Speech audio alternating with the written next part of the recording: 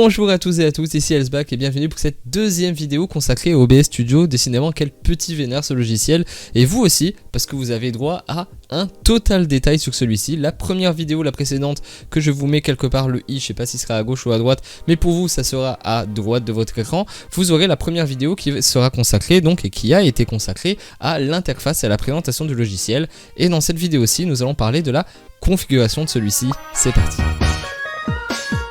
Et du coup, nous revoici sur le logiciel OBS Studio, donc sur l'interface, à la suite de la précédente vidéo. Nous allons donc entrer un peu plus dans le vif du sujet et parler de la configuration de celui-ci. Donc pour commencer, nous allons donc cliquer sur paramètres et entrer directement dans le vif du sujet. Nous allons parler donc pour commencer de la catégorie générale. Nous n'allons pas rentrer en détail là-dedans parce qu'il n'y a pas besoin, mais nous allons commencer par parler des options de sortie qui se situent là, parce que là le général c'est vous mettez la langue que vous voulez et le thème que vous voulez. Personnellement je mets le dark parce que l'écran est foncé et plus facile à gérer, c'est plus utile pour moi. Donc les paramètres de sortie, quels sont les paramètres de sortie à connaître? Pour commencer, il y a afficher une boîte de dialogue de confirmation au débarrage d'un stream et à l'arrêt d'un stream. On a tous eu peur au début de se retrouver en stream sans s'en rendre compte ou d'avoir oublié de couper son stream à la fin de celui-ci. Cette boîte de dialogue vous permet d'éviter ce genre de conneries parce que si vous appuyez sur commencer le streaming, ça me demande si je veux le commencer, oui ou non. Il n'y aura pas d'accident. Et ça sera exactement pareil pour l'arrêt du stream. Il y aura la boîte de dialogue, voulez-vous vraiment arrêter le stream, oui ou non. Demandez confirmation avant d'arrêter un enregistrement, c'est exactement la même chose, mais quand vous enregistrez. Si vous êtes en pleine manip et vous cliquez sans faire exprès sur arrêter l'enregistrement sans vous rendre compte, vous allez perdre la vidéo que vous êtes en train d'enregistrer, alors que là vous aurez une boîte de dialogue qui va vous demander, êtes-vous sûr de vouloir arrêter l'enregistrement avant de le faire. Enregistrer automatiquement lors d'un stream, exactement comme son nom l'indique. Dès que vous allez lancer votre stream, ça va commencer à enregistrer. Et dès que vous allez couper votre stream, ça va arrêter d'enregistrer. Sauf si vous faites continuer à enregistrer lorsque le stream s'arrête.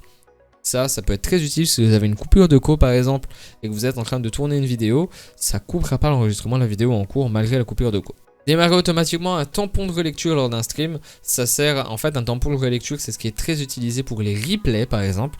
Moi je ne l'utilise pas.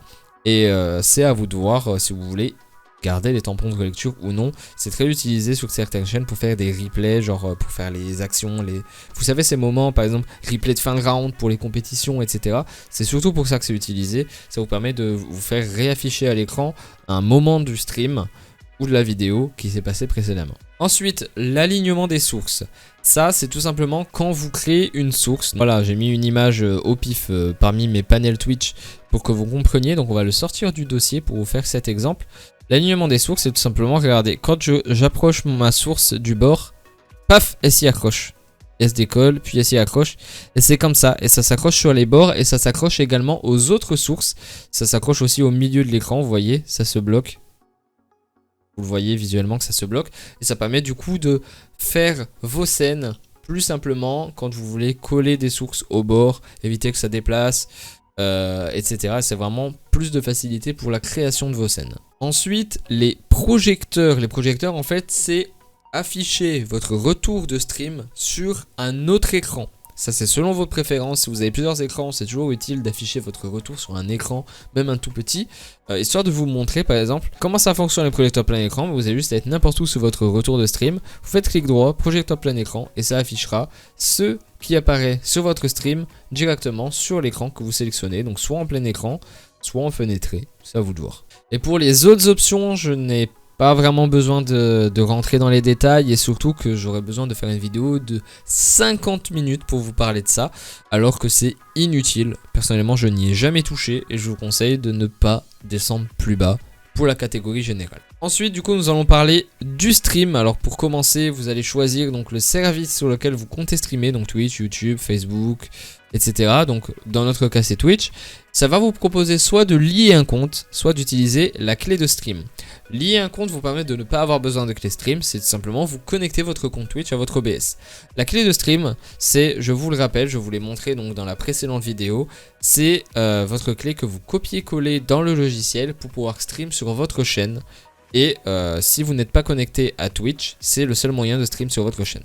Et en parlant stream, je me devais de vous parler de Aunt Pro, le partenaire officiel de la chaîne qui vous permet de télécharger et d'installer en quelques clics des overlays sur votre OBS. Et en plus, vous avez un accès total à tout un tas de widgets et la gestion de ceux-ci, ainsi qu'une banque sonore pour écouter de la musique libre de droit sur Twitch, parce que ça fait 2 ans que la plateforme a le même problème.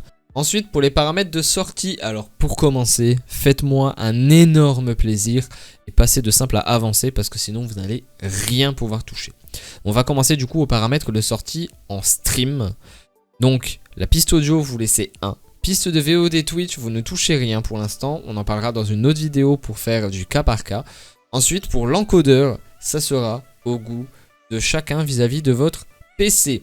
Alors, beaucoup de gens utilisent le X264, X264 étant le processeur, NVENC étant les cartes graphiques Nvidia et AMD Hardware étant les cartes graphiques AMD. Et il peut y en avoir d'autres selon si vous utilisez d'autres marques dont on ne connaît pas l'existence. Mais personnellement, je vous conseille de tester les différents paramètres au niveau de l'encodeur vis-à-vis de votre PC. Mais je conseille de privilégier l'encodage en carte graphique si cela est possible. Personnellement, j'utilise le Nvidia NVENC parce que c'est ma carte graphique Nvidia qui va encoder le stream et elle a largement les capacités pour le faire. Ensuite, mise à l'échelle pour la sortie, vous ne touchez pas parce qu'on va passer dans l'onglet vidéo pour paramétrer le format et la résolution de votre stream. Vous n'y touchez à rien ici. Contrôle du débit, alors vous laissez évidemment en CBR, c'est le seul débit acceptable. CBR étant constant bitrate. Après, il y a le VBR qui est le bitrate variable. Il y a d'autres possibilités, mais aucune d'entre elles n'est viable. Seul le CBR est acceptable. D'ailleurs, en parlant du débit, là, vous allez devoir choisir le débit internet que vous allez donner pour votre stream. Alors pour commencer, je vous demande de faire un speed test pour connaître votre connexion. Pour ça, je vous conseille d'aller sur Ookla, je vous mets le lien dans la description, et de faire votre speed test. Imaginons vous avez donc 11 mégabits par seconde qui s'affichent, donc ce qui équivaut à 11 000 kbps. Vous n'allez évidemment pas mettre 11 000. Déjà parce que si vous mettez 11 000, vous utilisez tout votre co et vous n'aurez plus rien pour jouer ou pour utiliser le logiciel. Mais surtout, les plateformes vidéo n'acceptent pas un débit infini. C'est pourquoi je vous mets dans la description les débits et les conseils de gestion de débit vis-à-vis de YouTube, de Twitch et de Facebook, parce que ça existe, les gens qui streament sur Facebook Gaming aussi. Et vous avez les liens donc avec tous les conseils vis-à-vis de ces débits et toutes les questions. Mais pour Twitch par exemple, moi qui stream en 1080p 60 fps, le maximum de débit conseillé est 6000. Et moi j'octroie 7000 à mon logiciel, histoire d'avoir 1000 de rab. Au cas où ma co fluctue ou j'ai une baisse de connexion, je ne passe pas en dessous des 6000. Par contre, je ne mettrai jamais au-dessus de 7000. 7000 c'est la limite, parce que si vous mettez trop de débit, eh ben, l'encodage va très mal se passer et il sera compressé. Et ça fera des gros carrés dégueulasses sur votre stream, malgré que vous soyez en 1080p 60. Pour tout le reste des informations qui sont ici, donc l'intervalle d'image clé, le GPU, le nombre maximal de biframe, vous ferez ces réglages vis-à-vis des liens donc, que je vous ai mis pour YouTube, Twitch et Facebook par rapport à votre configuration logicielle et votre connexion internet. Ensuite, pour enregistrement audio et tampon de relecture, on fera ça dans d'autres vidéos parce que c'est quelque chose que je dois détailler plus. Comment améliorer ses enregistrements, comment améliorer son audio et comment utiliser un tampon de relecture. Et j'ai pas envie de vous faire une vidéo qui dure 50 minutes, c'est pour ça déjà que de base je coupe la vidéo OBS en 2 vidéos différentes. L'audio qui est ici, alors la fréquence d'échantillonnage, vous laissez évidemment 48 kHz. Les canaux évidemment en stéréo, me dites pas que vous avez du mono, ça serait vraiment effrayant. Vous pouvez mettre du 7.1 si vous faites par exemple de l'ASMR, c'est toujours utile. Mais pour du gaming, le stéréo c'est très suffisant. Pour l'audio global, ici c'est là donc comme je vous ai dit tout à l'heure de ne pas ajouter ici les sources audio, mais de les ajouter dans les paramètres audio. Donc là, audio du bureau, vous ajoutez l'audio de votre bureau. Donc moi par exemple, ça serait l'input voice meter. Si vous en avez un deuxième, ce qui est mon cas, moi par exemple, mon deuxième audio du bureau, c'est cable input, qui est l'audio avec uniquement mon Spotify, qui me permet de gérer le volume de ma musique à part du volume de tout le reste. Je vous ferai également une vidéo pour vous apprendre à utiliser voice meter et séparer vos canaux audio. Donc là par exemple je mets mon audio du bureau, ou alors vous mettez par défaut, hein, ce qui est très simple aussi. Et micro auxiliaire, vous pouvez en avoir jusqu'à 4, ce sont tout simplement les entrées audio, micro ou autre. Donc pour ma part mon micro qui est mon Bird UM1 que je peux ajouter ici ou le faire passer par Voicemeeter comme je fais pour enregistrer cette vidéo. Ensuite du coup nous passons donc à la vidéo. Pour les paramètres vidéo, donc c'est ici que ça va se gérer. Si vous voulez stream en 720p comme affiché là, vous mettez évidemment le 720p en bas et jamais en haut. Pourquoi ? Parce que en haut, c'est la résolution de base donc de votre logiciel. Si vous changez la résolution de votre logiciel, vous allez dérégler tout ce que vous faites dans votre OBS, dans vos scènes, dans tout en fait. Et ici, vous laissez constamment 1920 par 1080. Donc c'est ici que vous allez gérer la qualité dans laquelle vous voulez stream. Donc il vous propose énormément de qualité de base. Mais évidemment, si vous voulez, vous pouvez très bien taper une qualité que vous voulez vous. Donc 1600 par 900 par exemple, qui est du 7/9 en 900p pour être entre le 720 et le 1080. Si vous voulez économiser des performances et de la connexion en ayant une qualité visuelle convenable. Ensuite, en dessous, vous avez le filtrage de mise à l'échelle. Donc, ce sera toute la mise à l'échelle de votre stream et de la qualité de l'encodage. Pour la moyenne, je vous conseille de mettre en 16 échantillons, ce qui consomme déjà beaucoup de performance. Si vous buguez en 16 échantillons, descendez en zone. Si vous buguez en zone, descendez en bilinéaire. Et si vous avez un PC du turfu de la NASA, vous pouvez mettre en Lanczos et avoir une qualité incroyable pour le stream, en 36 échantillons. Mais ça n'a jamais été utile. Personnellement, j'ai toujours stream en 16 échantillons, malgré que j'ai une tour à quasiment 3000 €. Et en dessous, évidemment, valeur courante pour le débit d'image, ce sont les FPS. En combien de FPS vous voulez stream? Si vous pouvez stream en 60 FPS, faites-le, parce que c'est toujours plus agréable de voir quelqu'un qui joue à un jeu vidéo en 60 FPS. C'est toujours énormément fluide, surtout si vous jouez à des jeux genre Rocket League, Fortnite, Call of Duty, des jeux qui sont très dynamiques. Par contre, si vous faites que du just chatting, du RL et vous jouez très rarement, vous pouvez économiser de la performance et stream en 30 FPS, les gens ne verront même pas la différence. Ensuite, pour les raccourcis clavier, là c'est à votre bon vouloir et à vos préférences. Personnellement, les seuls raccourcis clavier que j'ai sur mon stream, c'est pour mon micro. J'ai un bouton qui me permet d'activer et de désactiver mon micro en stream en un seul clic. C'est tout. Je n'ai aucun autre raccourci clavier, mais ça vous serait utile pour la configuration de vos Stream Deck, si vous avez un Stream Deck. Mais ça, on en parlera dans une autre vidéo, étant donné que moi-même, je n'ai pas encore de Stream Deck.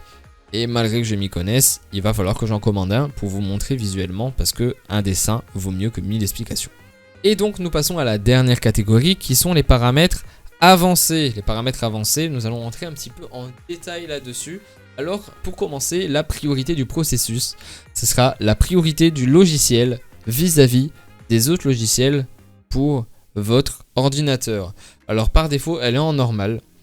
Moi, j'aime bien le mettre en supérieur à la normale parce que je préfère que ce soit mon jeu qui bug si ça doit bugger plutôt que mon stream. Après, ce sont les préférences de chacun. Ensuite, le rendu, vous laissez DirectX 11 évidemment ou celui que ça vous propose. Moi, pour ma part, c'est le 11.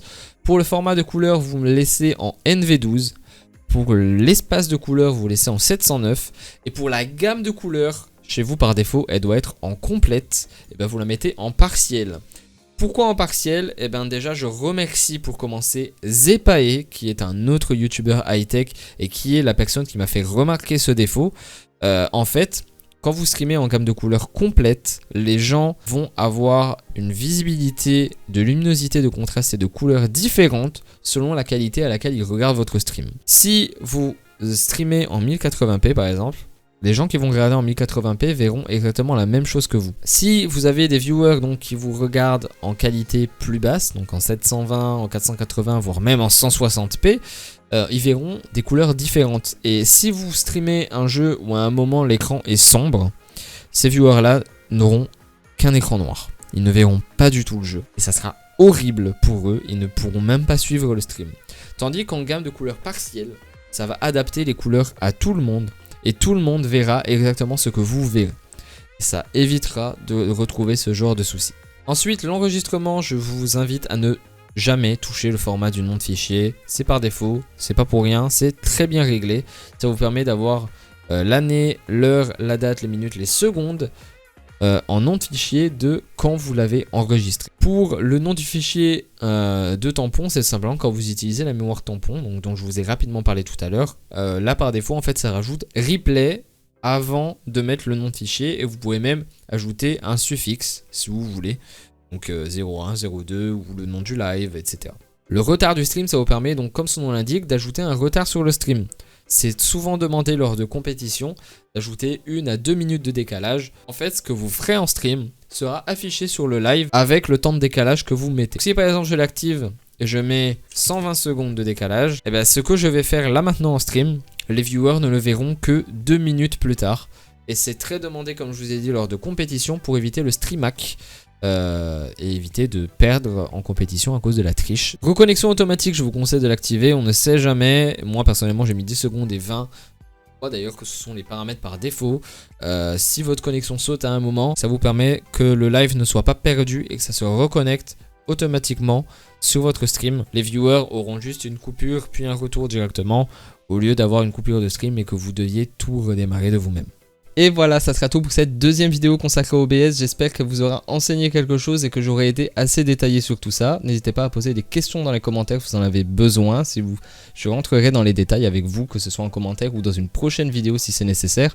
En tout cas, n'hésitez pas à laisser un pouce bleu si cela vous a intéressé, à vous abonner si vous voulez voir d'autres vidéos. Il y aura 1 à 2 vidéos par semaine tous les dimanches sur la chaîne. Et surtout, n'hésitez pas à regarder les autres vidéos, car il n'y a pas que la série Devenir streamer sur cette chaîne, et il y a tout un tas de trucs high-tech qui vont arriver. C'était Elsbach, merci à vous et à la prochaine.